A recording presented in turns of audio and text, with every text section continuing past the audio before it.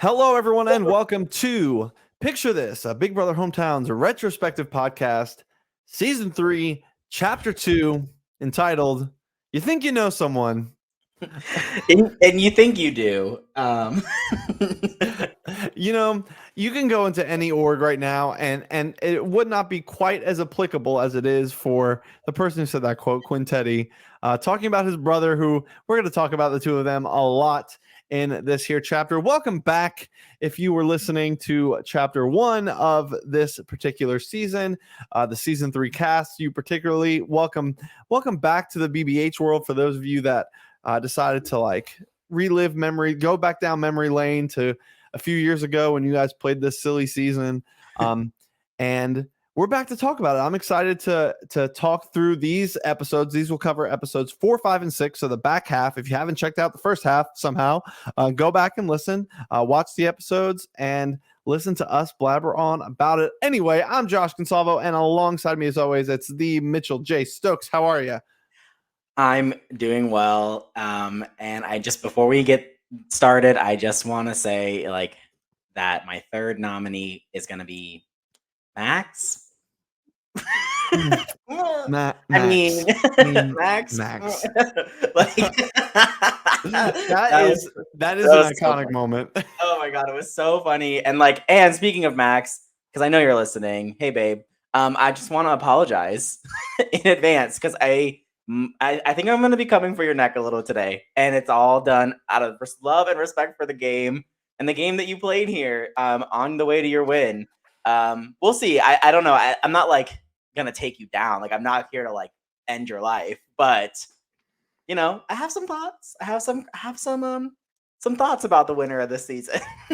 And I will take the defense a little bit, and I'll come to Max's aid from time to time. No, Max doesn't play what I had deemed a perfect game at the time. He does not. In retrospective, he does not, for sure, absolutely not. But I nearly choked on water when I was finishing the finale, and you're like, Max, I said it earlier today or yesterday. You played nearly a perfect game, and I was like, where? I still believe that it's a very strong game. I haven't come to a conclusion about how I feel Max's game yet. I don't. I'm looking forward to a very productive conversation about Max's game. I'm not here to make him feel horrible when is listening to this, but I want to point out some of the pros and the cons to to the game that he plays down the stretch here. And ultimately, the larger conversation will be how that fits him into some of our other winners, and what is compelling about his win as well. It's not going to just be the dump on Max hour and a half here, but there's some things to talk about because Max's fingerprints are all over the jury portion of this game. We talked about it a lot in the first part where Quinn correctly clocks that Max has just attempted to coast and fall asleep through the pre-jury, and he's gonna wake up here. He's gonna wake up and he's gonna swing for the fences, which is really fun and really great. I wouldn't say great, but it's really fun. And he's gonna really he's gonna be involved in a lot that happens. Max's words will say that he dictates a lot of what happens. I disagree with that, but I think that ultimately that's a lot of the conversation that we're going to have, because there's this narrative that's spun towards the end of the game where Max is like, well, I did this and I did that and I did that. And I said, and from my perspective, I don't think he necessarily went in and got those things accomplished in the way that he presents it. Now that's part of the game, and I want to give him credit, and I'll give him credit for that when we get down to that part. But I'm getting way ahead of myself. I'm so fired up to talk about. I will come to Max's defense, and I think that there's a lot of good, and I really reflected on this because I am torn because I'm not sure where Max is going to rank yet in the winners. I don't know where this season is going to rank yet, though I have an idea, and I just don't fully know how I feel about all these things, which is not good because I should be prepared. But I think part of this adventure is to talk through these things, really take the fine tooth comb to them. And we're going to figure out I think that by the end of this, we're going to have some definitive answers. Even if we don't agree, I guess that's not definitive, but we're going to have some conclusions about Max and Quinn. Like, I have thoughts about Quinn as well that I think need to be discussed. Yeah, I mean, I'm like I said, I'm looking forward to like a productive conversation, not just like a dump on any 1 hour. I wanna talk through these things. I'm open. I'm willing to change my opinion if necessary. But I do have some strong opinions. So, oh, you do. All right, so we are, like I said, covering episodes 4, 5, and 6. So let's jump right in. Episode 4 opens up with Trey, and Trey kind of gives it really is a great breaking point here. Trey gives us the lay of the land, kind of confessional. Now he's going to be a big part of why this version of the lay of the land does not stay the way he presents it. But at this point, he basically says the Teddies and the girls are together. So that's Max and Quinn and Melody and Abby. They're together. That is true. I mean, everything he says is true. The 4 of them are together. And then he says essentially him, John, and the dudes, Leighton and Bobby, are together, the 4 of them. And then he says like an interesting tidbit about how they just added him to the group message that they had already previously had, which is like really funny. But it's bad. Oh, it's very, very bad gameplay for sure. It's a very I have a feeling that it was Bobby or Leighton that ultimately do this. Like it could have been John. I think John's a little smarter than that, but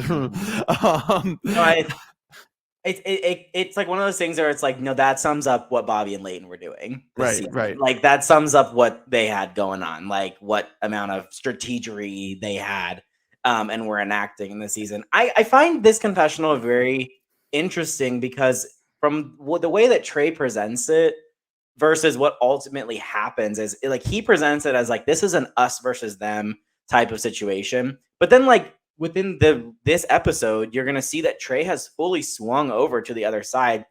And I wonder if this was just like, I mean, you have to tell me, like, I think that Trey does a really good job of narrating a lot here. I think this is a miss in terms of narration because I really do feel like he's planted firmly in the middle of all the things that are happening in this game, and this is just not the best like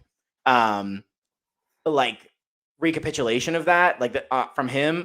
But it seems like he has this on one side, and then he has good relationships with Max, Quinn, Trey, Melody on the other side. That he could use. I mean, kinda. I mean, he does go on the block in a short second. So like, I get what you're getting at because ultimately it's going to kind of catapult him towards that spot. But I think at this current juncture, this is where things are, and Max is going to have a lot to do with the fact of pushing Trey to where he is, and of course Quinn. But we'll get there. The other thing I want to note about the adding him to the group message. Though you say it's bad gameplay, I think it could be accidental good gameplay because, like, hey, I got nothing to hide from you. Go ahead, go look through all our messages. Like, this is how much we trust you that you can see all the things that we've talked about. Now, like I said, accidental good gameplay because there's no intention behind this. They're just like, oh, we're gonna work with Trey now. All right, get him in here. Like that's what that came down to. But just. Because Trey mentioned that. He said, I guess they felt like I had nothing to hide. So, whatever. And good on Trey for being like, I just read the whole thing. No, and I think that's just like the good naturedness, it seems like, of like Trey's character, where he's like, no, I believe that they're going to like, they don't have anything to hide from me. I can get there with you. I just think if somebody added me to their like group chat and I had access to every message, I would expose everything that they had ever done. I don't care if I wanted to work with them or not. Like, and that's the difference between you and Trey.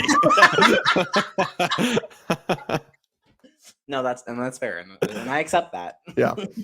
So we pretty much are going to just like steamroll in this episode to the wild things that happen. So Max wins HOH, and he puts up John and Trey, which by what we know as kind of the sides, it makes perfect sense. Know where we've been. Max and Quinn were kind of eventually opposed to the John, Bradley, Trey side. Is really those three. Bobby and Leighton are just kind of there, but everyone knows that they're with them. But John and Trey, that makes sense. Nothing groundbreaking here. We jump immediately to John winning the power of veto, and jump even further immediately into John not using the power of veto on himself. Um, and yeah, there's just so much about this that I'm lacking a ton of context, which I know it later gets filled in, but like there's a couple of things that I do want to point out here. Number one, this is the first of 5 rounds in a row where Max is going to 5 or 6 rounds in a row where Max is going to be safe. Whether he's the HOH winner or the POV holder, this is the start of that right here. And I don't know if Max necessarily needed to win this HOH or not. Maybe he did. Like, it doesn't really matter here or there, but it what he's ultimately going to do here with this HOH is the for me, it's the start of I don't know what Max is thinking. And so if you have more context, I really would like some more here. Like, I think these nominations make a lot of sense, like you said. The POV use, like we can talk about John, I'm sure, for 15 minutes at this about what he was thinking here. But I'm coming to you asking for some context here on what Max was thinking, because especially as we get into this renomination situation. So go for it. So I think at some point in this day, Max just started to get antsy, and he's ready to kind of take hold of the game that he kind of already has a decent position in. Now, he doesn't have the best position, but I do think that this is this is a move that feels early, but like it is in line with a game plan that Max has for himself, where in this middle section of the game, he starts to make moves and he doesn't want to fully waste the HOH. Now, I think especially comes to fruition when the veto is won by a nominee. Ultimately, it's John who is the bigger target of the two. So if you look on the board, Max's next logical decision would be a Bobby or a Leighton. Now for Max, that's going to ultimately be Leighton, because he's loyal to Bobby. And so I think that when Max looks at the situation as from maybe not from looking at the big chessboard, but maybe looking at its individual pieces, says, I need to get a big target out this round. And what a bigger move than for it to be A, Quinn, and B, Quinn, my brother. And so I think that's what ultimately leads to him approaching John at some point and saying, hey, I'm going to put Quinn up if this veto gets used. Or I don't remember the exact timing, but let's just say it was after the veto was won. Max, approaches John, says, I'm ready to make a big move. And John's probably very much all over that. Which eventually, John doesn't use the veto on himself, which we can talk about. But I think that is ultimately kind of where Max's head is at. Now, we could, of course, at some point in time, if you're listening to this, DM Max, ask him, because I'm sure he'll tell you, and would be glad to provide his thought process in that day. Yeah, so I'm going to disagree with you about what you said about Max's positioning. I think Max is potentially in the best position. What did I say opposed to that? You said his positioning wasn't bad. No, it wasn't like the best that it sure. Like his positioning is good, but I don't think in his mind, I think it's the difference between positioning and, like, dare I say, resume building. I think that his position is good, but I don't know if his win equity is very high at the moment. Oh, okay. That means sure, but I feel like I have to disagree. Like, if he goes to the end with Quinn, Melody, and Abby, I don't see an avenue where Quinn is not the obvious boot at 4 if he doesn't win, or 3 if he doesn't win, and I don't see Melody or Abby winning over Max. I think I disagree with Max positioning, like, being just fine. I think at this point in the game, the second round of jury, like, I think Max is in the best spot, if not the best spot. He's in one of the top 2 best spots in the game. I think he potentially has a path to the end with so many different people, and I think he can beat a lot of the people based off of what event, as we know, is eventually going to happen with the number of comps he's going to win. With if all that kind of plays out similarly, I think there's no one that he could not beat against in the end. And instead of now, like at we're at what, final 8 at this point. Max has essentially just like he says he later on he says he blew the game wide open. Did he really? There was still 2 sides, and then Max was just on an island by himself, and nobody wanted to work with him after that. There's I feel like he just threw all his cards on the table really confidently to have like a pair of 2s. You know what I mean? Like that's what it feels like in watching this. Like he was like, I'm gonna make this move, I'm gonna do this thing, and then it's like all you have down there is like 2 2s and a king. Like that's what this feels like to me. Yeah. Because I don't feel like this is a good move. Just throw Leighton up on the block. You still are gonna take John out. You still have all the numbers to do that. If you want, and that's still a big player that you can put on your resume as the HOH that you evicted. You don't have to make this grandstand motion to put Quinn on the block when Quinn is like loyal to Max. Right. Like we've tracked this through the whole first 3 episodes. Max is the only person who ever wants to turn on Quinn. Quinn is never like discussing ever, of like when I might take out Max. Maybe I don't want to sit at the end with him, but I think there's another avenue than like me having to backstab him kind of situation. So I don't know. I mean, we're obviously skipping over John, and we can go circle back to that, but like just as a concept to me, this does not feel like the time or the place to turn on your Final 4 alliance at Final 8. I think the result of this is worse than he anticipated, in the sense that it did put him on an island. Because I think he thought that he could reel the girls in even closer to himself, as opposed to them being so close to Quinn, because they were. And the girls were kind of like, and he kind of alludes to this, and this is where I'm getting this from. Like the girls kind of allude to like them being okay with this move, even if they weren't willing to make it. They like knowing that Quinn's a big threat. And so I think in Max's mind, he could like pull them closer. And then like, if he gets that accomplished, which he doesn't, but like if he were to pull the girls in closer, I think Max puts himself in an even better spot. Potentially there's that potential, because you bring the girls in and you've just saved the boys' side, and all of a sudden like you're everyone's hero in a sense. But that's not what happens, because he loses the girls' trust. He doesn't ultimately. Well, and sure, and maybe, and I can get there if that's the thing, but like it comes out later on in later confessionals, he didn't tell anyone. He didn't tell Melody. He didn't tell Abby.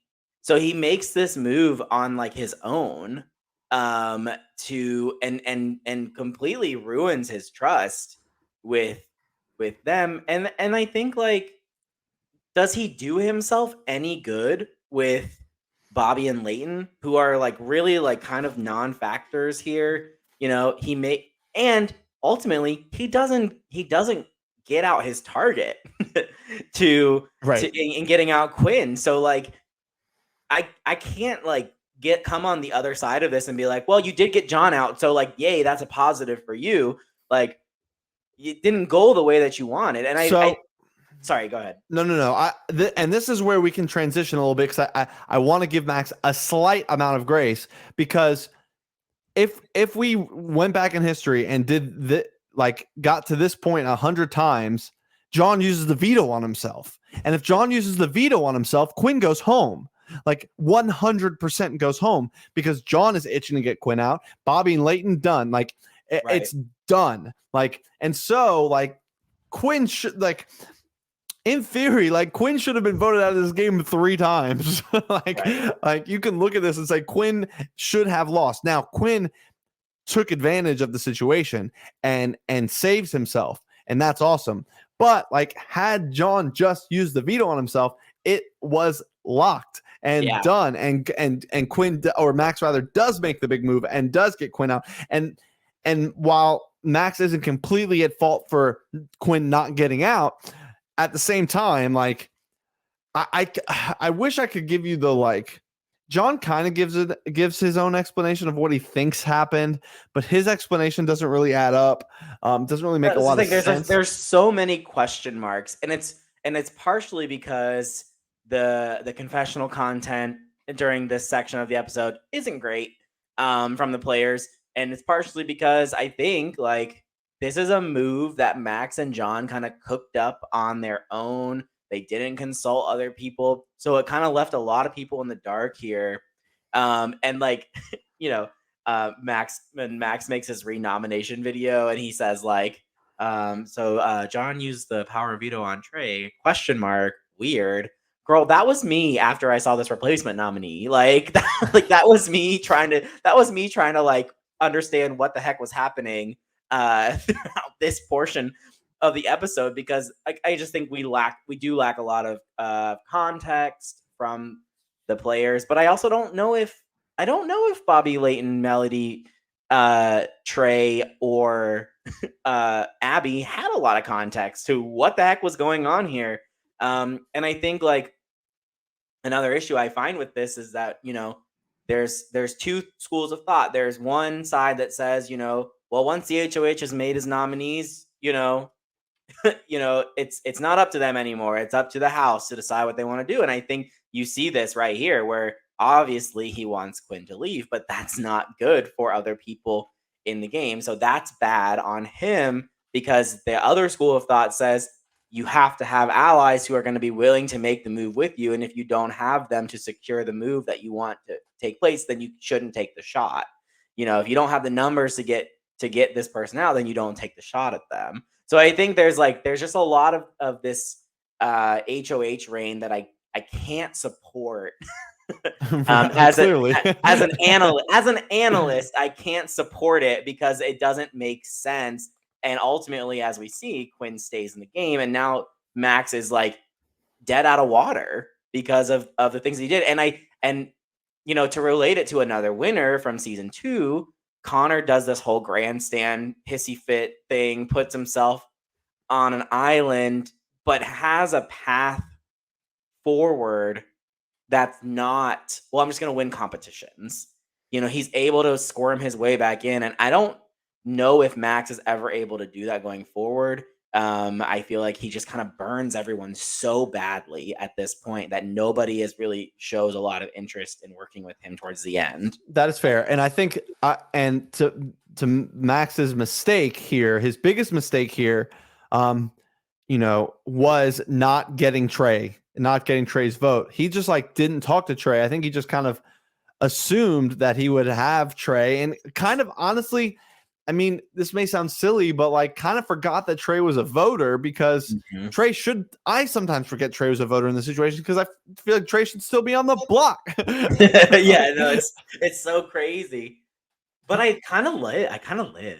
Yes, and so let's give Quinn all the credit in the world. This is one of the best moves in the history of the game, and that's him flipping Trey back over to his side to get that vote.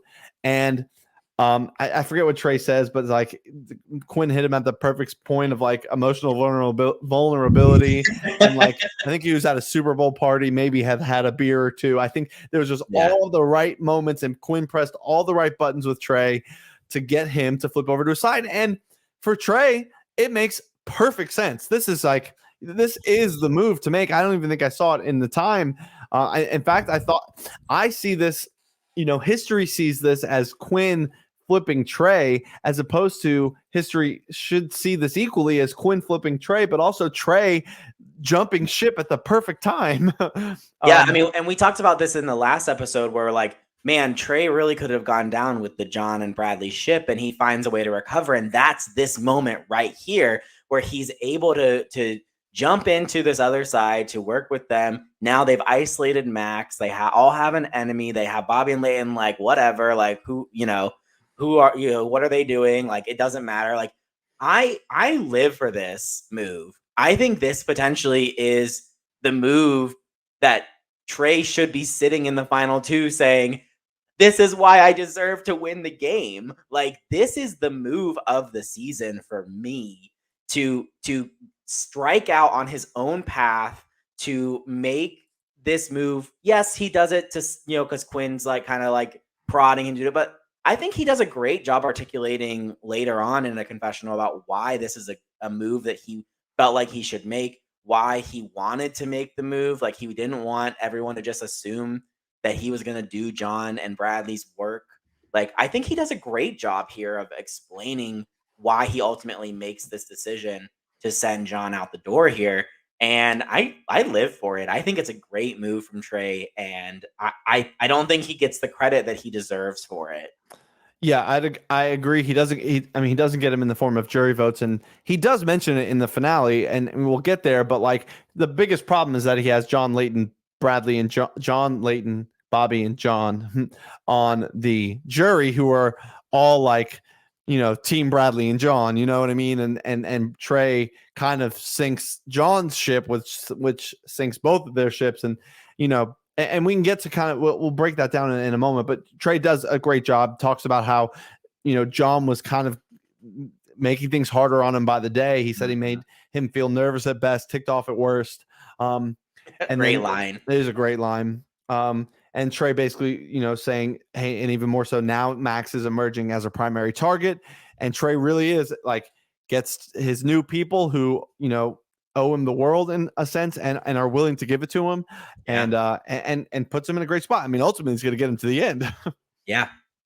And then, so I love this quote from Quinn after the eviction's over. Like, it's where we get the episode title. He says, you think you know someone, but also like, he says, I appreciate the game that Max is trying to play, but it's not working. And it's funny because, like, on one hand, I agree with it so heavily because I'm like, well, I obviously, as we just discussed, I don't find this to be the best move, but it's also ironic because Max does go on to win the game. So like, it's like this very like fun little piece of history, like history and time from Quinn here. And then you cut right to Max, and he goes, "Well, that didn't go as planned." Yeah, like, yeah. So no, tell us something that we don't know, babe. Like, yeah, he tries to take solace in the fact that he gets John out because that is a big move in a sense. In a sense, it's not a big move because it does not upset like the status quo. But when you have a two-sided game, you're not making big moves. You're just taking a punch at the other side. So like that he gets, but because he failed at the actual big move, which would be upsetting the status quo by getting Quinn out. Yeah. This is no longer a big move. It's just getting John out, which is nice, sure, but does not quite shine the same as it would have if he had just gotten John out. Yeah. Well, and there's just so many points in Big Brother Hometown's history of with HOH rounds where like, wow, how did you find a way to manage to make everyone in the game mad? Right. And like, this is one of those moments, like he really, like you said, he takes a punch at the other side, but then he takes a punch at his own side, right, and just like lands in the middle, I guess, by himself, and right, like, with nobody who wants to talk to him. This confessional that Max gives us here, I mean, he's talking, you can see he's trying to like rationalize what happened. He's like, oh gosh, this wasn't good. This isn't the way that I saw this going. But I feel like it's also, to me as a viewer, I'm like, I don't feel like this is the lay of the land. Like, some of the things that he's saying about like, well, Melody and Abby, they're not as close to Quinn as they are to me, so it's okay ultimately. And I'm like, well, that's not true. Like, right, because he's really misreading a lot of the relationships here that he thought that he was going to be able to pick up the pieces with, and as we see going forward, that's just not the case. Yeah, so he has this like skewed idea of where the votes fell, and I couldn't tell you what he thought. Because people were lying to him. Like, the girls were saying they voted Quinn out, and they obviously didn't. Like, I feel like these votes should be like clear as day as to where they all landed. Right. But Max was very confused. This was one of those votes he just doesn't know where everyone is. So he thinks he still has the girls, but he don't. And he's simply on an island. This is where he officially goes into must-win mode, which fortunately, for someone like Max, is something that he can do. He can go on the comp run, and that is a valid part of the game. It does ultimately essentially win it for him. But it's just, go ahead.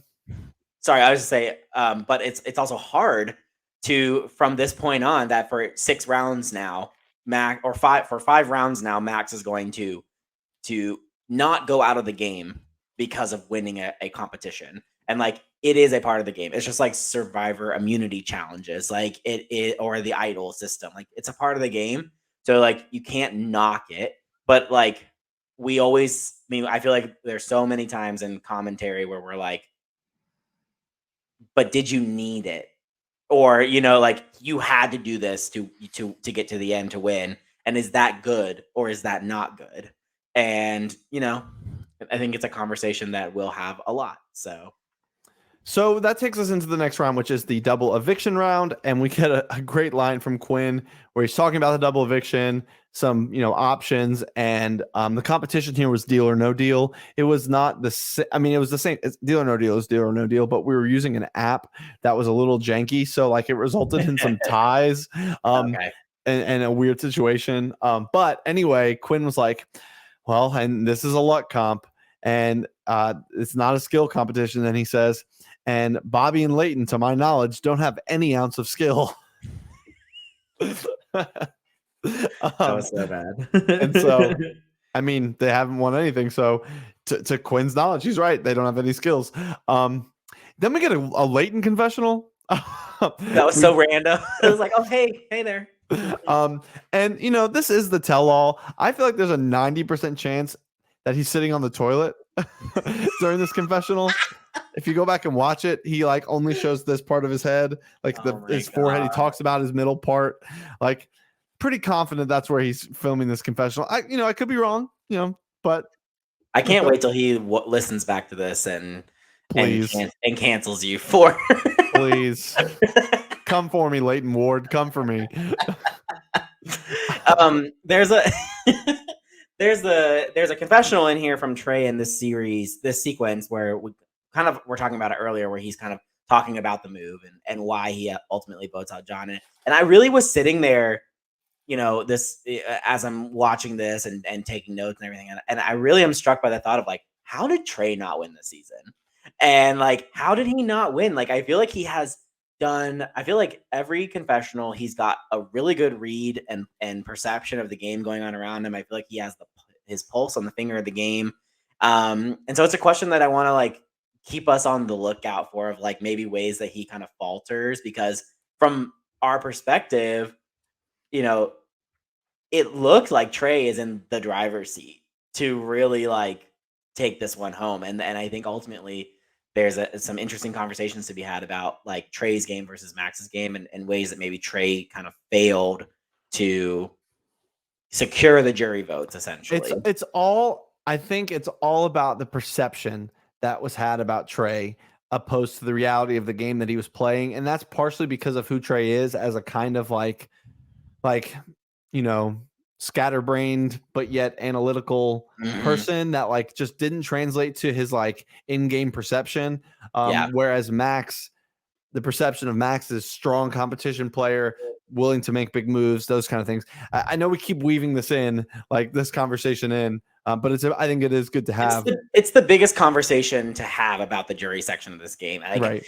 I said this in the first part, but I'm not riveted by the storytelling that's happening throughout this series. I think I'm more interested in discussing a lot of the conversations about that will dominate, the winner, why he won, was it, good, bad, ugly, great, whatever.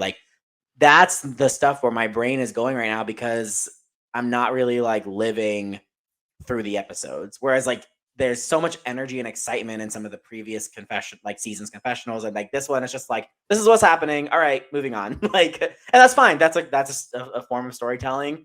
But I think I look at this episode. This episode could have been one of the best episodes of BBH history. but there's like a lot of missing pieces. There's a lot of context. We're not getting a lot of confessionals from Melody and Abby. We're not getting a lot of confessionals from John. Like, you know, we're just missing a lot of Bobby and Leighton, obviously not giving us anything. Like we're just missing so much that could have made this episode beefy and fun. That it's just like, it's hard to sit here like, oh, that was really fun when that person did that, or that when that person said that. Like, so that's why I keep navigating elsewhere. Yeah, I mean Quinn, Trey, Max are really carrying here. We get another, you know, so Melody wins the double eviction HOH. We get Quinn is happy with that. A funny moment where he's doing the car confessional and his phone falls to the ground, and he's like, that could be symbolic of my game. It could fall out of nowhere. And frankly, it's gonna hit, when we get to his demise, it's gonna be real quick. But we get it's a Melody. healthy level of paranoia. Sure. Okay, from Quinn. Like, you're at final 7. It's a double eviction. I think it's He's very been on the block healthy a million times. Yeah, like it's very healthy to think that, like, no, this could be the end for me. Yeah, sure. But Melody goes the easy route, the logical route, and not that that's bad here at this point, and goes Bobby, Leighton, and Max. Max was not ready for this because of the slight delusion that he has that he still has the girls, and talks about how I was not expecting to go on the block from Melody, but you know, we joked about this earlier, but in Melody's nomination video, she goes, Bobby, haven't talked to you much. Leighton, haven't talked to you much, and then she's like, and Max. I mean, Max. Max. That should have tipped Max off to be like, I think this didn't work out so well for me. Yeah, this isn't good. And so Max wins the power veto right afterwards, and Max is like, at this point, Max slowly putting it together. He's on this island, and just has decided, I will go to the end with any person that's willing to go to the end with me, I will go with. Mm-hmm. And I'm gonna save the thought I have about Max. I'm gonna save it for when we get there, because I just have thoughts about the position he's put. This is such an interesting. Okay, I'll talk about it. Such an interesting position that he's put himself in. It's such an interesting position because he's put himself on an island, has to go on this comp stretch that is going to raise his threat level, because the first chance that the gang gets, they would have taken him out. Yet somehow also makes himself a goat enough to get dragged to the final 2. And that's the one area that when we get there that I'm curious, but I have a lot of praise for him in those moments of how he like talks about his game to Trey versus how Abby talks about her game. But like, we'll get there. Like, I'm gonna heap a lot of praise on him when we get there, because I think you're right. Like Max has no options here at final 7. He has 0 options. Nobody wants to go with him to the end. He has to win out. If he doesn't win out, he's not going to get to the end, plain and simple. And then, you know, he gets himself to a spot where he can. And he says that. I mean, he basically says, like, I guess I'm going to have to just clutch comp wins and pad my resume. And I was like, oh my God, it just makes me groan. Like, it just makes me groan, because, like, it's a strategy. Is it a strategy that's, like, enjoyable to watch? No. Is it a strategy that's, like, verified, like, good strategy? Not necessarily. You know, is it? But you know what? It gets him to the end. Yeah, but I say, let's also like look at, like, at this point where we are in the story, Max is where Max is, and there's nothing we can do about it. Yeah, nothing exactly. he can do about it. So, like, from this perspective, from this point on, like, I think it is still important to look at how Max, he has to win out, and he does ultimately, and so, like, I think it's important to look at how he uses every point of power that he gets down the stretch. And I think he does some good things. Now, this situation pulls himself on the block. Trey goes up on the block, and there's nothing that Max has really no power here, because Quinn and Abby save Trey, kick Bobby and Leighton to the curb, where, you know, they belong in this game because they've done nothing. Though I wish I could give Bobby some more credit. It's hard to because there's a confessional out there of Bobby somewhere. I think it just didn't make the episode, and that's partially my fault. I probably could have found a way to put it in, where he kind of talks about a lot of things. You could dig it up on the Facebook group. Just search Bobby. He's the only Bobby that's ever played, and you can probably find it. But Bobby did have some things, like he had those Clemson boys at the beginning. He had Leighton and John and Bradley, and was playing more of a social game. Like people liked Bobby. Like there's this big joke. I'm surprised I haven't said this. There's this big joke in the early BBH lore, especially that Bobby got this nickname. I think there was a typo where his name got spelled Boobu. And they called him King Boobu or Bobu or Babu. Like I like it got changed a million times, and it was very funny. So like Bobby really did have like a decent social game that he played throughout, and ultimately Bobby and Leighton play the same exact game. A couple months down the line. There's some different things that go. Not the exact same game. We'll come back around to that in season 5. But like, there was a world where I remember a day during the season where I was trying to map out a way that Bobby could have done it and pulled it off. And I think there's a world that happens. I'm glad it's not, because he didn't give us anything, and the episodes would have been like, Bobby won. Like, like Bobby, how did that happen? Weird. That's strange. But Leighton, I'm not going to give much credit to because he didn't do anything. Bobby, I will give more credit to because he was working outside of just being with Bradley and John. And so give them a little bit, or him a little bit of credit there here, where they go out at the double eviction, and hey, they make it to whatever 7th, 6th place, whatever it is. Yeah, good for them. Yeah. Shall we move on? Yes. We open up with the Queen of Screaming in confessionals. But like there is this this really fun like triangle of confessionals that open up episode 5. They're all very long, and I was like, oh my god, we're just like keep going with these confessionals. But right, you get confessionals from Abby, Melody, and Quinn, who are kind of discussing this like triangle of conversations about the final 2, right, and like what they're gonna do, who they would want to talk to, who they've been having conversations with. And I think like we could sit through and talk about each person's thing, but for me it's more interesting to note Quinn just wants to go to the final 2. He just wants to make it. Like he doesn't care who he goes with. He'll take anyone. Then you have Melody and Abby, who have 2 completely different approaches to this, where Abby's like, no, that's my girl. Like she's the godmother of my son. Like I could never like take her out. And then you have Melody, who's like, girl, I want to win. Yeah. And I cannot win against Abby. And my chances to win against Quinn are way higher than against Abby, I think is incorrect. Firstly, I know. I think this is a good read because. Oh really? Because, and I don't know how it plays out in actuality, but there is a lot of like, oh, the boys really don't like Quinn. Like Bob or Bradley and John really just had a hard time with Quinn. Like, and there was some truth to that. I don't know if ultimately on finale night they look past those little stupid things. Yeah, I just think I see those. I mean, we ultimately see that like they're all gonna vote for Max, who played the more out in front dominant game, right? Like, dominant game, quote unquote. Yeah. He plays the out in front game versus Trey, who plays the more sneaky social game.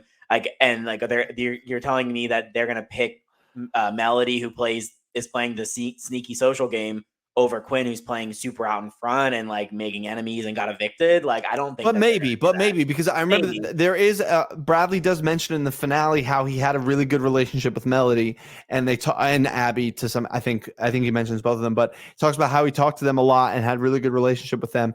And like I think Bradley drives a lot of that. I think that Bradley, in a lot of ways, shouldn't have gone home when he did, because I think he could have done what Trey did and got in with like the girls and had some things happen. I wish that we saw that. So anyway, I think that this is not the worst read, because there's this conversation and both Melody and Quinn talk about it, is how's the jury going to vote? Are they going to vote emotionally? Or are they going to vote based on the gameplay?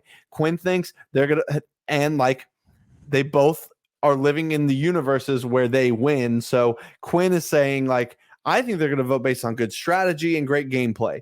That would award Quinn the victory.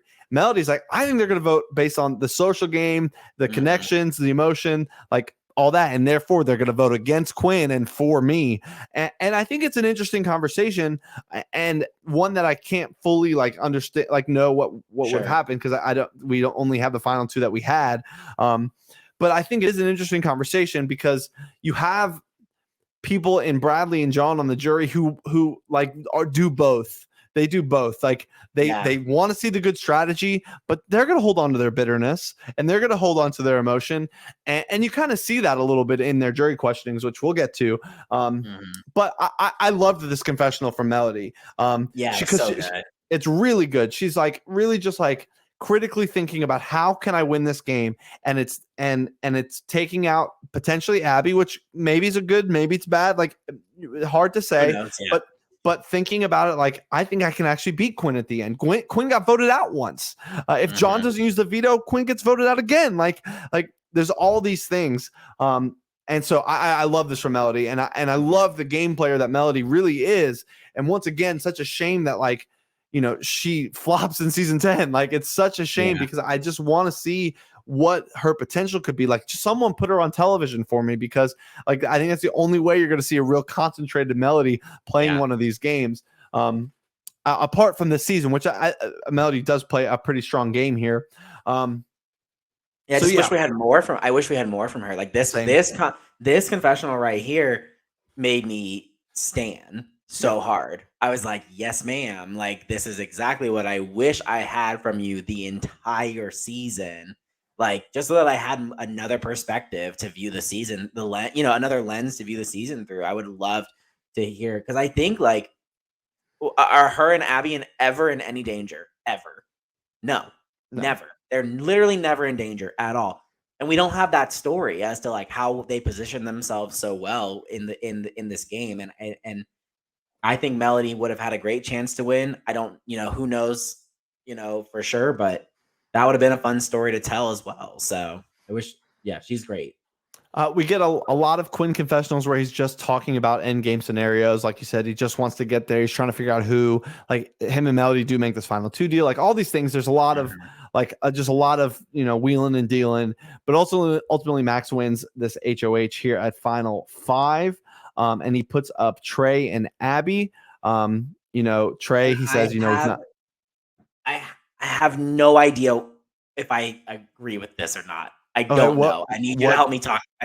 Okay, so my general rule of thumb and my general opinion is that the final 5, final 6, everybody's playing the veto. Just put up who you want to go home. Like you put up your biggest threat, they need to go home. Like I'm surprised that he didn't just throw Quinn up on the block here. I think there's some form of still trying to protect him. I think at this point it's like trying to backtrack as much as he can, and if that means like trying to protect Quinn because he's trying to unring the bell, I think. Really? Okay. That's interesting to me. I thought maybe he before you just said that, my thought process was like, if his ultimate goal is to backdoor Quinn or to get Quinn out, like, well, if you're worried about Quinn winning the veto, then why would you leave him off the block and give him the ability to pull, Abby or Trey off, and then you forfeit all of your power because your nomination set your replacement nom is set for you. So that's interesting to me that maybe he was potentially trying to protect Quinn to some extent. I don't know why he would do that now versus 2 rounds previous when he tried to backdoor him, but now I'm thinking I still don't know if I like it or not. Yeah, I mean, I think because I know he's like, I think he's just trying to like make the simple move, which is tough to do at final 5 because there's not one. And so when Abby wins the power veto and pulls herself off, Quinn bluffs some sort of power to Max that he doesn't have, and I think that Max basically was just like, I think I'm out of options here. I think I have to put Quinn up. And he puts Quinn up, and ultimately Quinn goes out here. And this is interesting because you have Melody who just said that she wants to potentially sit next to Quinn at the end. And Melody and Abby are the voters here, and I think like they both just realize at the end of the day, like I guess we got to take him out because Yeah. and that's the other thing about Trey is that his perception is just the perception of him is not a threatening one. Yeah. And I think it's less about the things he does and more about just how he goes about doing them. Is a little skittish, I think, and a little, not all over the place is not what I want to say, but just not consistent in a way that makes him threatening. And so, weird comparison that I want to make maybe is not to like totally date where we are in the history of the actual universe, but Survivor 41 just aired, and there was a point in time where the audience was really confused why Xander wasn't more threatening, and it's maybe some of the unseens, some of the things that you don't quite see that just doesn't make you threatening anymore, that he becomes a 0 vote finalist. And you're like, Xander like had these idols, he won these competitions, he did all these things, but people were just like, meh, good for him. Like he's not going to win this. And I think that's kind of where Trey is here. Not that I think that Trey is the bigger threat than Quinn necessarily, but you got to think that like objectively from what we've talked about, that why isn't Trey being considered here? And maybe he was, and he probably was. There's some back and forth because Melody wants to keep Quinn around, but I think it's more about wanting to keep Quinn around than taking Trey out. And I think ultimately they come together. They're not going to be split on this decision because they're besties. They're not going to give Max the power to break the tide. Right, of course not. And so they just go ahead and take Quinn out. So Max, in some form or fashion, finally gets his target. Yeah. Gets Quinn out here. Yeah. Yeah. So I think let's take a second, Quinn 1.0. Yep. We're going to see him a lot more throughout the series, but Quinn 1.0, what are your takeaways? What are your thoughts, on his first attempt here? I don't know. It's he gets voted out twice. Mm-hmm. So that's not great. Yep, not great. I almost like to look at this as in a sense of him getting voted out 3 times, because in most normal worlds, John uses the veto on himself. Now, in that world, he still only gets voted out twice, but he's like in this position where like he should be voted out 3 times in the game. And that's not great. I think that the thing that Quinn will always suffer with is like Quinn loves the game and he loves the strategy and he, not that he doesn't connect with people, but like his social game is never going to be like, his calling card or maybe that's not the word, but it's not going to be the thing that's going to, make him a great player. I think it's the loyalty and the strategy that make him a great player. Mm-hmm. And so in this first attempt, I think that it's his best chance to win of all of his attempts. Maybe season 8, I think there's a world where he could have got a little closer than he did. But so it's unfortunate for Quinn that this is his like best shot to win of the 5 times he plays. Mm-hmm. But great on screen, great confessional giver, solid player, and a long journey ahead for us to talk about with him. So I have a few thoughts about Quinn. I think you're right. This is his best chance to win, but this is like raw, unfinished Quinn. I think when we get to season 8, we're going to see like Quinn at his best product, and best like player. Cause I think like season 5 is kind of whatever, but like season 6 and season 8, I think we're going to hopefully see a lot better gameplay out of him from this. I think Quinn, I'm gonna lose a friend, but I think Quinn goes on to learn more from his mistakes than Max does. I think we have to talk about both of them in a sense. Yeah. I think in future attempts, I think Quinn learns from his mistakes more than Max learns from his mistakes. And I don't know. Max comes in 5th place in season 5. by winning a bunch of comps to continue to stay in the game. And same thing in season 7 when he takes a swing that he shouldn't take and he whiffs once again. So season 7 performance is bad. Yeah, and season 7, but I don't think that his season 5 performance is that straightforward. I mean, I'll be curious. That's fine. I'll be curious to dig back into that. From what I remember off the top of my head, he wins a bunch of comps to stay in the game because people want to take him out, which is he should, because he was a winner coming back in the game. Anyway, we're not talking about season 5. We're talking about season 3. I also think, and I think Quinn. I'm scared. I think Quinn plays a better game than Max does in season 3. Outside of the competition aspect of the game, outside of the competition, outside of the comps, I think Quinn's game is better than Max's. I don't think I can get there. I mean, like, that's fine. I just think socially, from the social part, it's better. From the strategy part, it's better. From the alliance building section and not like breaking your alliances and working with your people, it's better.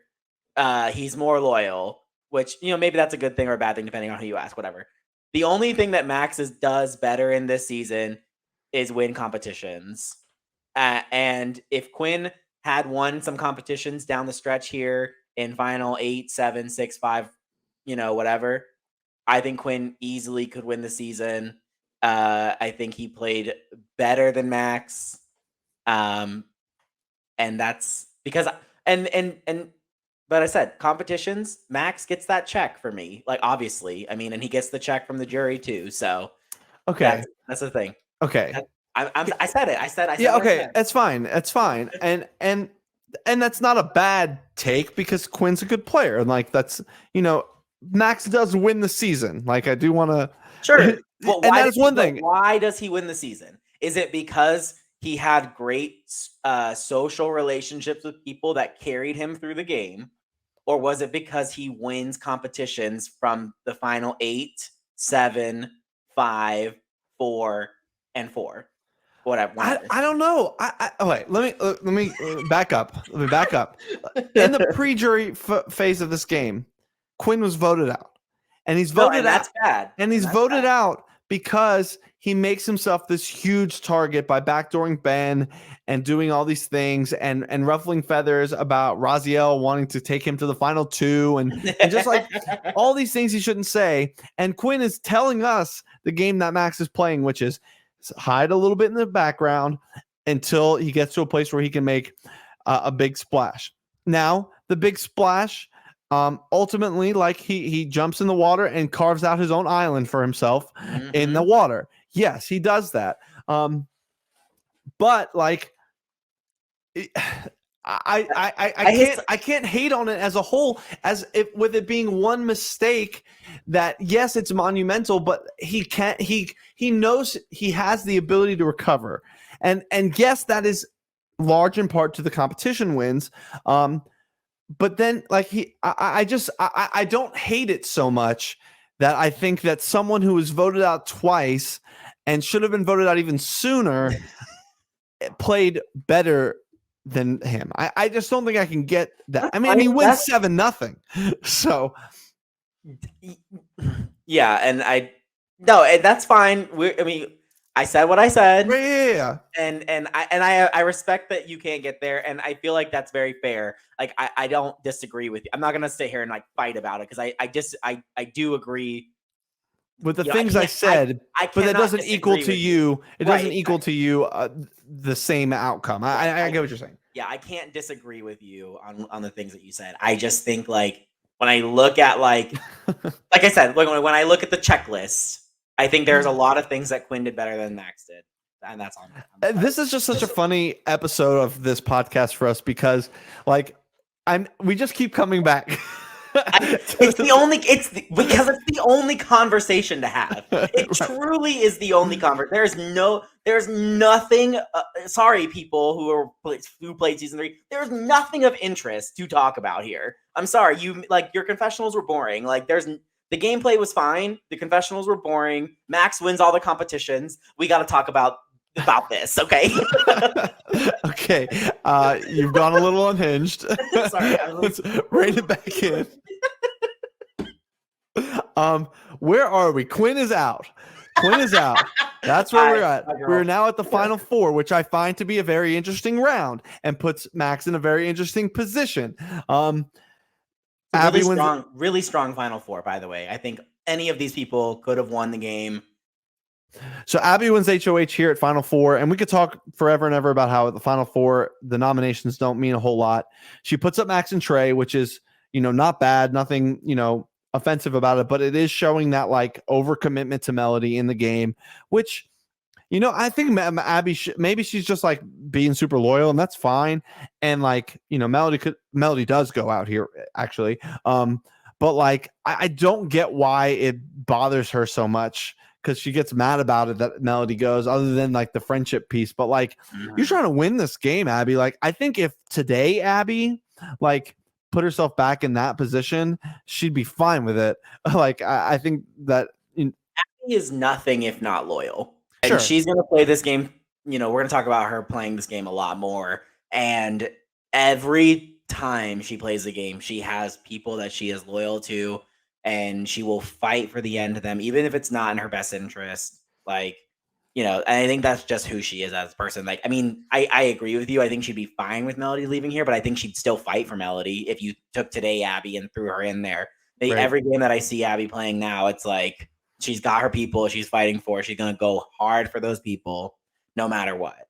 So, but did you catch that she says, Max, I'm putting you or so one of them, she says to Max or to Trey, she says, I'm putting you up because I think in the final two people would pick you over me. And I was like, oh no, babe. No. She called a shot a little bit.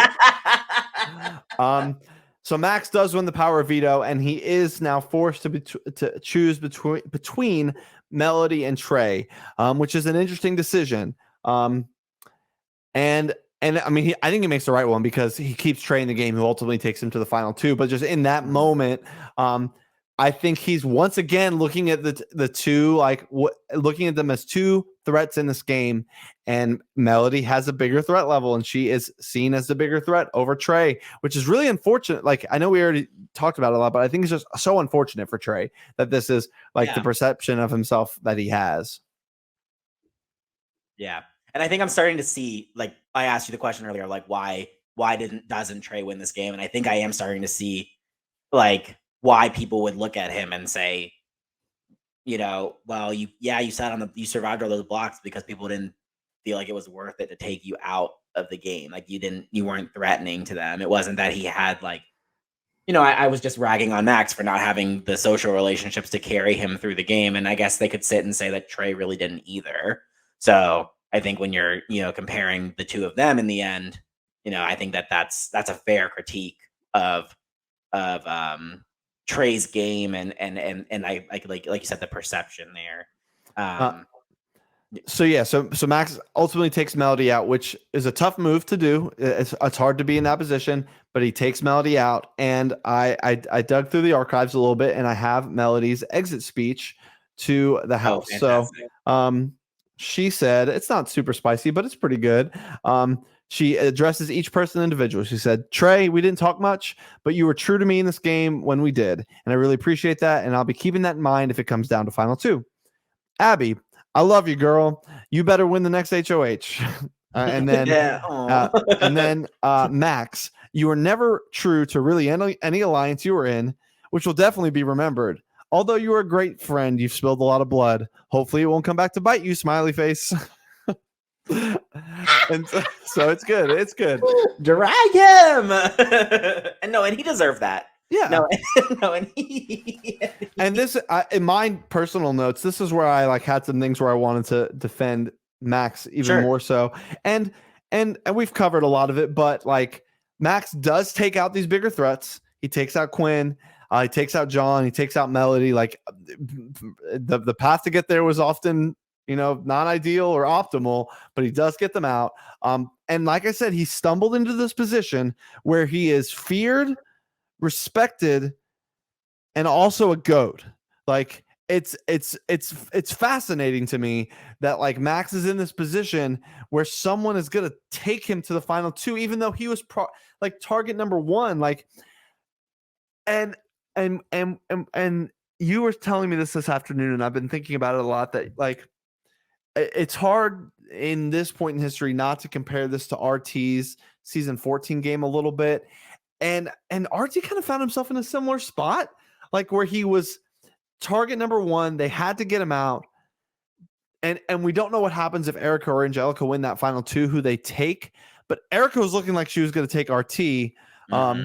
And so it's such a weird thing that I can't quite quantify. It's weird. It is weird. I don't understand why. I don't understand how he found himself in that position. I don't know if it was things that he was doing, if it's the conversations that he's having with Abby and Trey about like, maybe he was in there saying like, well, they're not going to respect the fact that I had to win out to make it to the end. That's a very valid, if he was doing things like that, I'm willing to give him a lot of credit.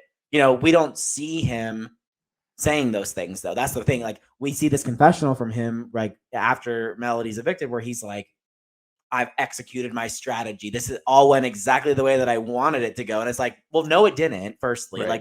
it didn't at all. So like we're seeing like backtracking. Yeah, he gets out the threats and John and Quinn and Melody, but like he didn't really want to get out John. He wanted Quinn out. You said he was trying to protect Quinn at the beginning of that round. So did he really want to get Quinn out there? And then like, yeah, he evicts Melody. So good on him. But like, I just feel like, and I will say props to him. Recontextualize your game. Like if you make it to the end of a game, rewrite the story. Like I don't have any issue with Max saying, to the jury, like, well, this is what I wanted to happen. This is exactly the way that I wanted to go. And I think I'm willing to give Max a lot of credit for his finale performance. The way that he talks to Trey when Trey's ultimately making his decision on who he wants to take to the end. But don't lie to us in confessional.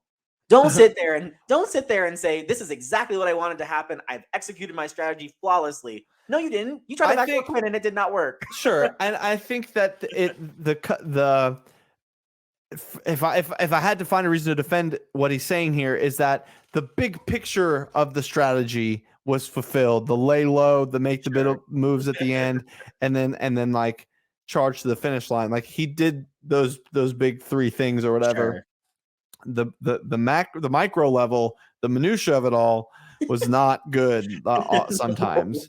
And yeah, and so that's it's such an interesting game. I don't know if like there's others. I feel like right now in BBH history we're like in the comp run era. But like I know. But like Max did it like before, like Max did it before it was cool. Before it was cool, like Max stumbled so RT could jog. It's funny though because and I think we should waltz into the first live finale, and I want to swing back to a question I have for you about this, but like I said, I think Max does a great job of selling himself to Trey. Ultimately, once Trey is crowned the final HOH, and we can get to that in a second. I want to ask you a question. Why did you decide you wanted to do a live finale and talk about that, the process to get that's, how you structured it? I know it looked a lot different from the StreamYard, of it all that we use now. So like, give us, I'm curious about things like that. Yeah. So, it was not long after Survivor RMG that I played. And while that game was like 99.999% done on Facebook Messenger, like just by text, not many calls, they did the finale live. And I remember thinking, this is so cool. This is so good. This is such a good way to end it. You can really talk and you can really get the jury can really get the information they want. It's not, I mean, the season 1 and 2 finales were really difficult and not good. Like there's nothing productive really about it. So it's something I'd always wanted to do. Now pulling it off was much more difficult. Mainly for a couple of reasons. One, because this was not something that we told them that was going to be happening. It's not like right now, it's if when we host our next season or whatever, like it's org standard kind of right now for this kind of thing to happen. So it's a lot easier to pull off.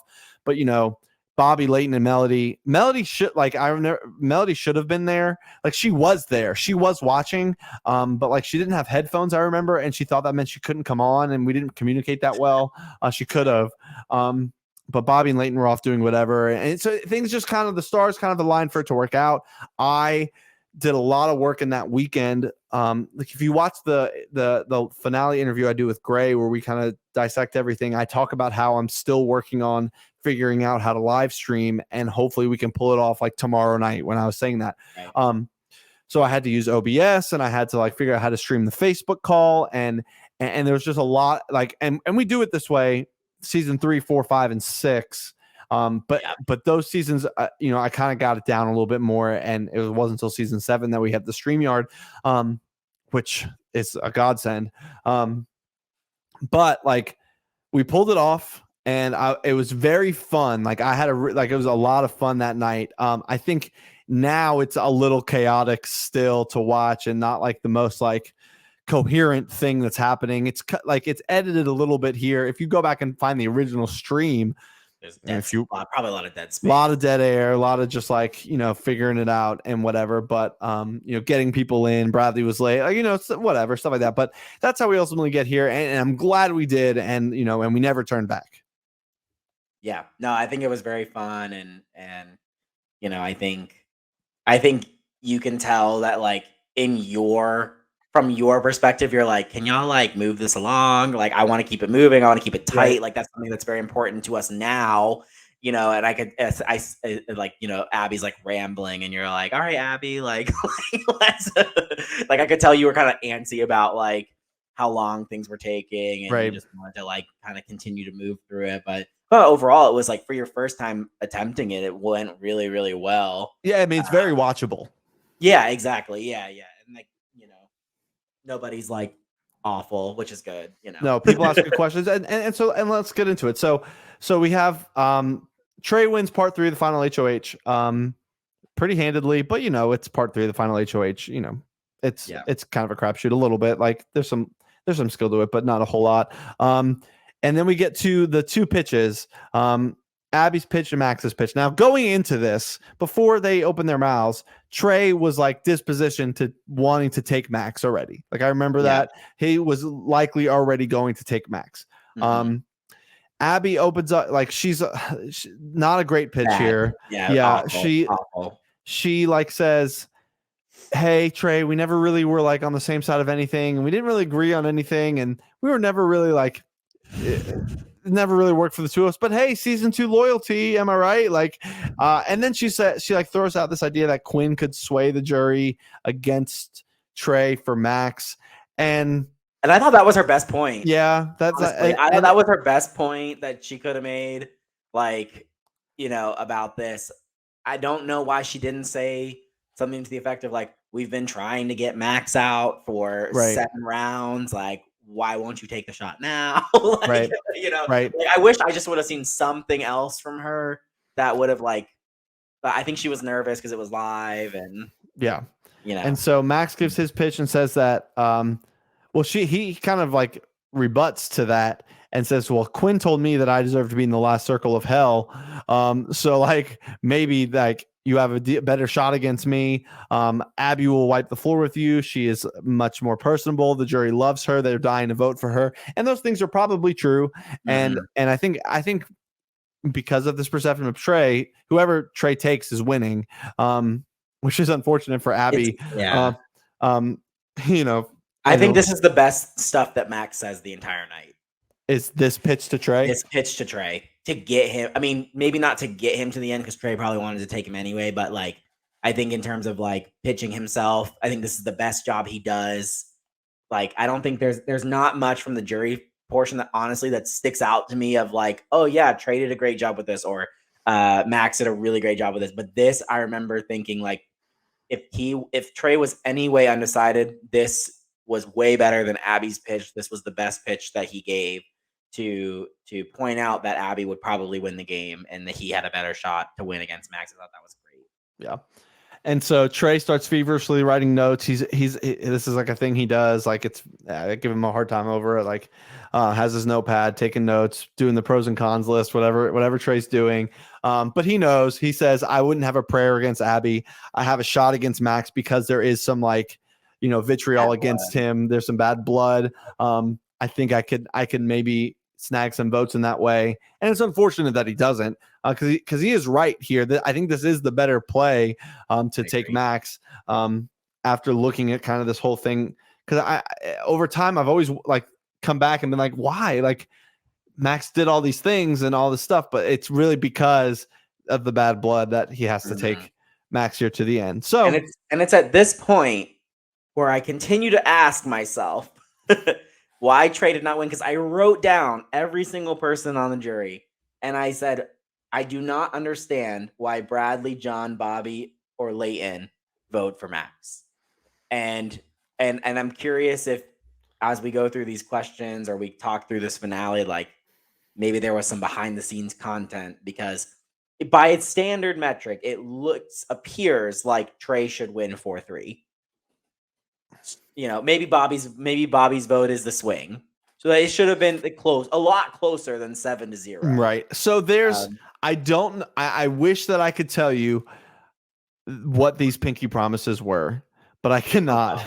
There are these pinky promises. And so whatever pinky promises were broken to Bradley and John were a big deal. Like there's the joke about the pinky promises and sure, they take them seriously and all that, but like whatever the promises were that Trey broke, and it may have just been about loyalty ultimately, because Trey does abandon them, or he really just abandons John. Like he didn't do anything to Bradley. He didn't do anything to Bradley, but for whatever reason, Bradley holds some of it against him too. But we can kind of walk through some of these. So they give their opening statements. Trey just kind of talks nice about everybody, doesn't say anything of substance, but Max starts to defend his game. He flaunts his comp wins. He says he shook up the house when he tried to backdoor Quinn, kind of hits those high points, whether you can call them high points or not, but hits the highlights. And those are, like I said, like maybe slightly revisionist, but talking about the meta narrative of the game. Yeah. These are things that happen. He went on the comp run. He did shake up the house. Like those are things that happened. Yeah. And like I said, recontextualize your game for the jury. I don't care. Like if you need to fib and lie a little bit here and there, that doesn't bother me. This is live. I don't care. Like I'm going to take, what Max says in these statements with a grain of salt, knowing that like you have the ability to revise and fib a little bit here and there. Like, cause it's, but we know like that those aren't necessarily the 100% truths about the situation, but like, I don't blame him. Yeah. Like you should do that. You should frame it to your own narrative. And I give him a lot of credit for his ability to do that, which I think he does it better than Trey. And that contributes a lot to why he gets a lot of the votes. So, yeah. So we start with Abby. She asks them what they wish they would have done differently. Max said he made too many promises he couldn't keep, don't you think? And Trey basically said like, Abby also like drops the bomb of knowing Melody, like, give me a break. Yeah. Trey then includes like, me, John, and Bradley also kind of are from the same area. But Trey talks about like using the extra power of veto on John as his big mistake, the thing he wishes he could go back, which is, I think, the right thing to say. And he keeps like putting it like, I wish I would have used it on Bradley instead if he was going to use it in that spot. He says that a few times throughout the night. And then he's talking about using the this isn't something he wished he did differently, but he talks about using that Quinn vote that he flipped on as kind of his life raft to jump ship. I like that Trey's highlighting these things. Yeah, it's smart. It's his move. I said it earlier. It's, in my opinion, the best move of the game by any player. So right. I think it's great that he's bringing it up here. I just think that Trey lacks a little conviction. Like John asked, why do you deserve my vote? Simple question. Trey basically doesn't say much. He said, I played a clean game, which I don't think you can really say if you're Trey. You fumbled these advantages. You did like kind of you made this big jump, like all these things. What? He should have said, "I played a cleaner game than Max." I played a cleaner game than Max. Right. Max says you weren't supposed to go home. To John, this is a great thing to say. You weren't supposed to go home because you should. He's like, hey, you should. You remember the veto you had, you were like all that, but like he says, I started taking control with comp wins. Sure, like he made alliances when they counted. He made the hard moves. Now, and I agree with all those things. And Max, like maybe he didn't like take so hard control of the game with these comp wins, but he shoehorned himself control because he had the power. And so when you have the power, you have the control. Yeah, I guess I just think that like, for me, one thing that I always remind myself is that just because you won the comp doesn't mean you have the power. Like there's a lot of situations where and I think like the blunder of the Quinn backdoor is a prime example of a place that you may be in control, but you don't have the power. And I think like to say like, oh, I took control of the game, like, and I forced the game to my will. Like, yeah, there are people who have done that. Do I think Max does that exactly here? Not really, because I think a lot of people are playing their own game, and he kind of, I don't know. I just don't feel like he forced anyone to do anything to get somebody out here or there. But like, yeah, he has a lot of decision making power down the stretch. So good on that for him. John asked this weird question. I think he asked this in season 5 too, where he's like, "Who else would you like to sit next to in the final 2?" Like, I don't know why John asked this question. I'm confident he does it in season 5 as well. And it's like, I don't know what he's ever getting at. And he because he wants them to say him, but then he also makes sure to say, but if you say me, don't think that means you're going to get my vote. Yeah, like, that's not what I'm trying to go. But like, he definitely wants them to say him. Right. And then he like says, like, he makes this weird claim that if he had stayed in the game, he's like, there's a pretty good chance that me and you would be sitting here right now. What? How? How? And what metric is that? Not the final 2. But Max, as a good final jury performer, is like, yeah, yep, totally, definitely, yeah, John, definitely. Would have been you and me sitting here. But Max says he wishes he would have sat next to Leighton because duh. And Brad and John's one thing he wants to change, or Trey's one thing he wants to change is use the power veto on John. Still, he said he'd rather sit with Quinn because he doesn't think he has the votes. Once again, that other perception of Quinn that like people weren't gonna vote for him. They talk about the pinky promise thing for one of it was a lot, honestly. Yeah, it's a lot. Though Trey has great lines, and one of him he was like, yeah, I broke the pinky promise, but I was just hoping that you guys would think like, hey, it's dog eat dog world and I ate the dog. It's a great line. I don't think that Trey does a bad job of making his pitch here. I think Max just does it a little bit better, and I think that it just, like we have been saying, I think like people just didn't think that Trey was deserving of the win based on the perception that they had of him. Which I think is a shame, honestly. Like, not that I think Max deserves to lose. I'm not saying that at all. Like, Max, don't come for me. But like, do I think that Max deserved to win 7-0? No. Right. I think Trey played a really strong game and had a really great case to win. So Quinn comes in, and Quinn is grandstanding a little bit, like, oh, Maxie Max, dear brother Max, like, oh, look at how the turntables. Now I'm here and you're there. And it was here that I got bored, honestly. Oh, interesting. I was just like, okay, come on. Right. We know you're gonna vote for Max. Like, right. we exactly. We know. Yeah, he doesn't ask anything super interesting. Ask what's the biggest lie they told, and I'm like, whatever. Like, Max says, I told you were going to be safe. I don't know. And so, okay. Quinn tells Trey that he was supposed to be in the Pineapple Palace. So we talked about this in the last episode, just to put a bow on that. It was supposed to be Trey. They accidentally included John. Can you imagine how the season would have been different? Probably not much, honestly, because John and Bradley were going to be together no matter what. So whatever. Another great line from Trey. Quinn asks what his strongest asset in the game was, and he like Trey is quick-witted, like he is, and he goes, "My cunning." Like, who comes up with that? Just to be like, it was definitely my cunning. I don't know. I thought he said my timing. No, it was definitely my Oh, cunning. okay. I was gonna say that's a good point. Like you're Yeah. like you had great timing in when you made your move, but okay, yeah, okay. And Trey says, I threw some challenges and floated towards power. Like, I love that argument from Trey. Like, in hindsight, he's like, I loafed on some challenges. And like, when power went one way, I tried to kind of get my way, try and head that way. Quinn asked what they would do with the money. No one cares. And then we get Bradley in a suit.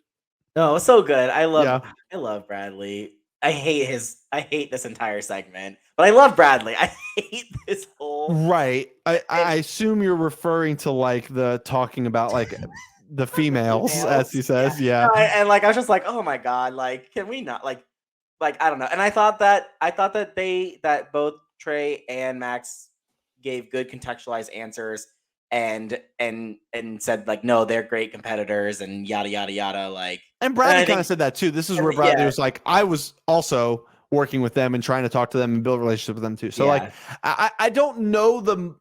I don't know. I don't understand where that came from. Yeah, I don't really want to spend too much time talking about it. Yeah. I just did not enjoy the segment. I also think, and this is, I mean, whatever it is, what it is, like it's so far in the past, it doesn't matter.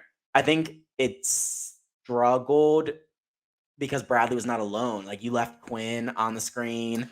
And then John comes back, and then it's just like, oh, it's just the boys club hanging out mentality kind of talking instead of like, I feel like it kind of dragged a little bit of focus away from like the question and answer of it all, but like whatever, like it is what it is. Like, so yeah, Bradley like turns to Quinn and is like, hey Quinn, by the way, I'm not mad at you. Yeah, like anymore. We're having the reunion right now, actually. Right. Like we don't have a winner yet. Like right. Quinn pulls out his whiteboards. Like, if anybody has any questions about the season, like, and this is something I noticed in this time. I forget what Trey said, but Quinn like cuts, and I had the thought, Quinn like cuts off a great point that Trey was making in that exact moment. I forget what Trey was saying. I thought it as I watched it. I'm like, oh no, whatever Trey just said, it wasn't going to win in the game. But I was like, a shame that another thing that Trey said, like to Bradley and John about all the things that Trey did, the moves he was making, the jumping ship, all those things gets a little cut off here. I do remember wishing like in the moment that the others would have just gone away, but it was a Facebook call. So it's kind of hard for them to like, not necessarily hard, but if they wanted to jump in, they just could. And so they did. Yeah. We get Melody questions via just like, you know, she emailed them in or whatever. And nothing too crazy here, but she does say like, hey Max, I'm not as mad at you anymore. She asks so well, one more thing before you get to that, whatever that is. She asked Trey if he had the extra vote advantage to kind of put a wrap that up real quick, that he did. Asked Max who he was most loyal to. He says Bobby. Fair, fine, whatever. Sure. Certainly wasn't anyone else. She asked them what their best move was, and Max says his best move was putting Quinn up at the final 8, and I wanted to flip my table. I was beside myself watching that back. I was like, girl, what? Yeah, and I wrote notes on that. I was like, I know what he means, like trying to make a big move, but it like don't flaunt a move that puts you like that failed in isolation. It puts you on. I'm not. No, don't even get. Don't even. No. I'm not. But hey. But he wins. He wins. Like once again, say whatever you want in the jury. Like they'll eat it up, and they clearly do. So that's pretty much it for the jury questioning. They both performed pretty well. Max a little more composed. Trey already climbing uphill from the perception that was of him. And we can go through the votes if you'd like. Bobby votes for Max. Leighton votes for Max. Abby votes for Max. Bradley votes for Max. John votes for Max. Melody votes for Max. Quinn votes for Max. Two funny things about these votes. Leighton's vote, the vote video you see was recorded within the last year. Abby's jury vote also recorded within the last year. I figured that was the case because I remember you say you had to go back and track some things down here and there. I said, I wrote feel bad. I feel like I was just gonna get like, I just feel like I'm getting the like, I think Max is bad edit for this podcast. And I said what I said, but I did write on my notes 7-0. Wow, I disagree. like, like, and I don't necessarily disagree that Max shouldn't have that he shouldn't have won, but I just feel like Trey deserved better. Yeah, I he think did. Trey. I think Trey played the best game of this season.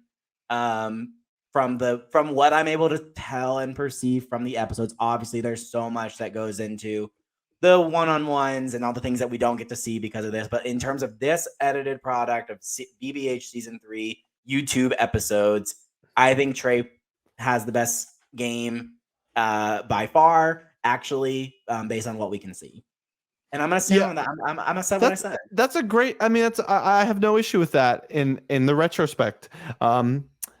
But yeah, that wraps up the episodes. So let's get to some of our postseason accolades and such. Let's. I think we're gonna fight here because it sounds like not actually fight, but like I think we're gonna disagree. Because we've been pretty much in lockstep so far through some of these things. But you seem to have a very different perception of this season than I do, which is fine and which is fun. I'm not sure. Let's start with the villains. That's where we are. What is our list up to this point? So far through seasons 1 and 2, our list at the very top we have Greg Wells, followed by Ashton, Gray, and Connor. So for me, I only put one person on. I only have one name. I think maybe you might be able to make. I'm deferring to you on this one because I'm not sure who to put here. The only person I'm putting on the list is Max. Okay, yeah, that makes sense. Like Max is the villain. Like John and Bradley are like devious and mischievous. They're like Fred and George Weasley from Harry Potter. Like they're just like kind of like silly and mischievous, but they're not really like villainous by any. I could get there with John more than Bradley. But what does John like? What does he actually do that's like villainous? You know what I mean? Like Max like stabs his brother in the back, like, and then says it's a good move.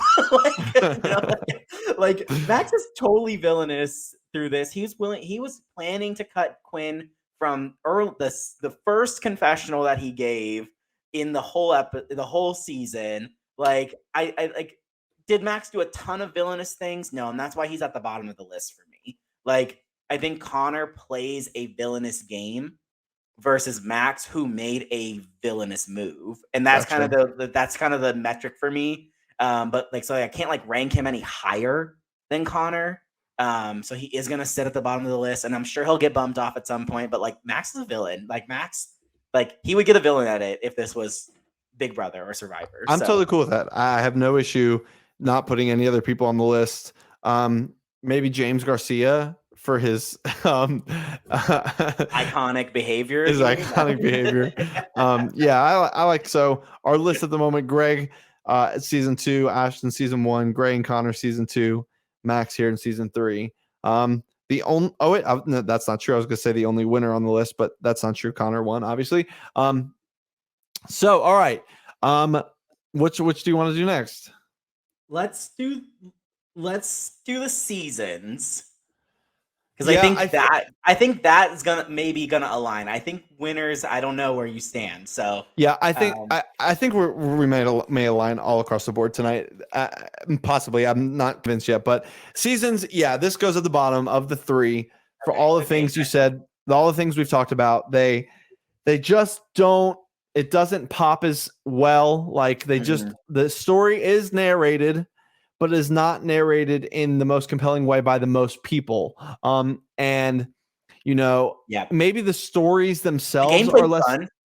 The gameplay is fun. I was gonna say the stories themselves. Yeah. Actually, the gameplay might be like more interesting than season 2, but season 2's characters made more of the things that were happening. I agree. Than they did here. There was more matter of fact. This is what's happening. Here's what I want to do. Here's what you're going to do, you know, yada, yada. And so as an entertainment piece, and the season as a whole, I think I have to, you know, we're just going in order. Season 1, season 2, season 3 so far.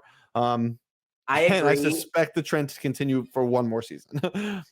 Yeah, I agree with that. And truthfully, I'll say this: I do think there's a big gap between 2 and 3. Like, I think there's a chance that there's going to be several seasons that could slot in between them as we continue to go down this path. Season 1 and 2 are so close to me, like in terms of like which one is better. But there's a gap here for me personally. I think season 3 is really fun. It's really great. So many great characters, like we talked about at the beginning of this whole podcast for part 1. So many people who are going to come back and play incredibly pivotal roles throughout other seasons, and are part of our community and big pieces of our community that we love very dearly. But ultimately, like, the season is fine. Yeah. The season was very fun in the moment. The lived experience was a lot of fun. The episodes don't hold up as well as I even thought they did the first time I ever watched them, the first time you probably ever watched them. It just doesn't hold up as well. I don't know if I'm going to find myself coming back to season 3 very often. I can find myself coming back to season 2 or season 1. Which is so interesting, because when we did our season rankings podcast a while ago, you had season 3 above season 2. Yeah, I think I did. And I think you had it like in your top 5 too. I don't remember. I'll have to go back and look where I had that, but I think I did have it above season 2. And I think in doing these back to back, I mean, there's, in terms of like what it's produced in conversation in this episode of the podcast, particularly, I think it's produced a lot, but we're pulling a lot out of one or two main storylines. Whereas in season 2 and season 1, there's just a lot of things that we can talk about, a lot of different characters, a lot of different winning stories. Like, really, we were just telling Max's winning story here, because you don't see where other people, other than Quinn, maybe, like, it's hard to tell Abby's story as a potential winner. It's hard to tell Melody's story as a potential winner. Bradley's cut too short. John flames out, and he flames out big. And Trey, you start to see the writing on the wall, and we want to get there for him, but can't.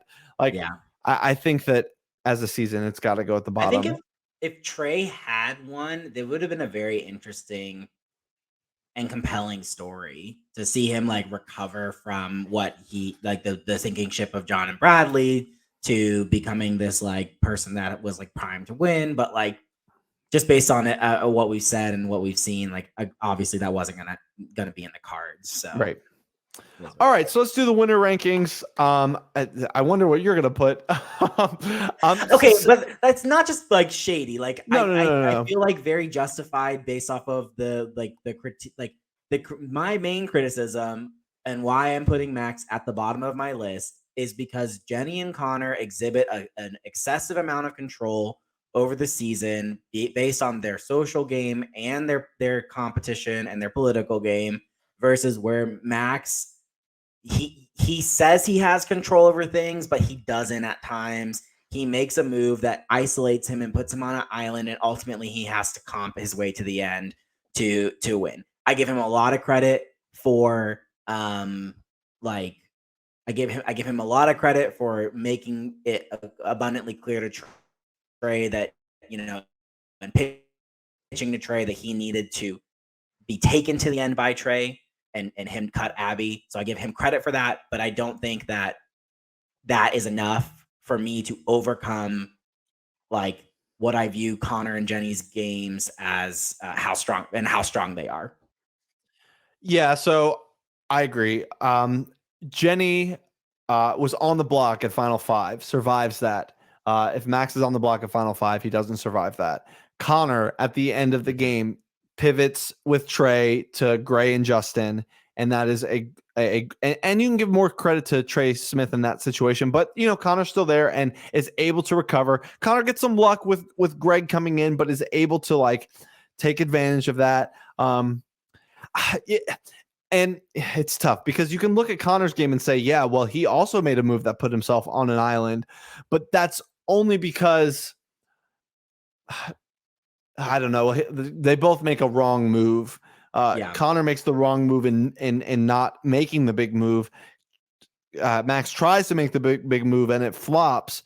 both things have their like things. Connors was earlier, and he's able to recover in a way that utilizes more elements of the game than Max does. And so that's why I think I have to put Max at 3, even though I don't want to, because he's our first unanimous winner. Like he wins over a whole jury, and I want to give like that piece of the game a lot of credit. Sure.